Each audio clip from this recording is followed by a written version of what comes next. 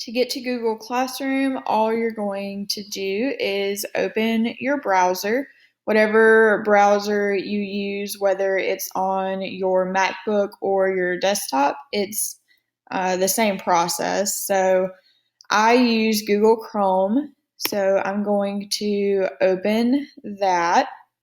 And my Google Chrome opens up to Google. If your browser does, all you have to do is click on these little apps right here, and Google Classroom will be right here, so you'll click on that.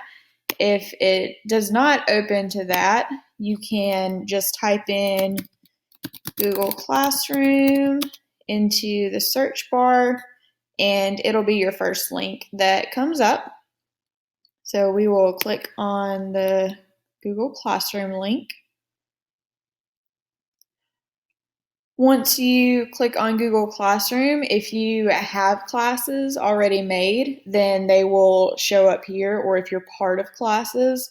A lot of the schools will have already invited teachers to do like Google Classroom for lesson plans or just for teacher information or that kind of thing. So you may already have those classes that you are a quote unquote student in, not that you are a teacher in. Or you may have already made some Google Classroom classes and you have those there. If you don't have anything there, no worries. The way that you will create a class is to click on this plus sign, and it will say join a class or create a class. Joining a class is if you are given a class code and you will join as a student. If you are making a class, then you click on the create class.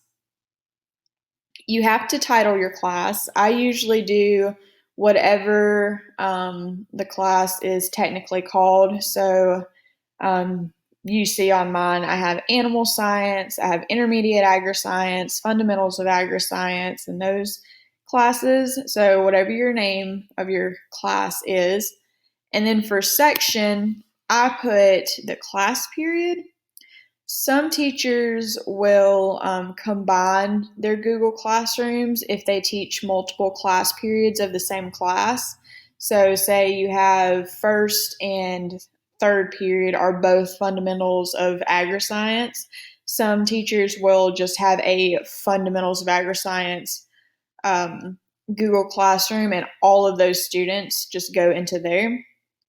I don't like to do that just because when you do, if you are trying to grade assignments that are in Google Classroom and put those grades into iNow, there's no way to separate the students that are in your first period class versus your third period class. So you have to go through there searching the names.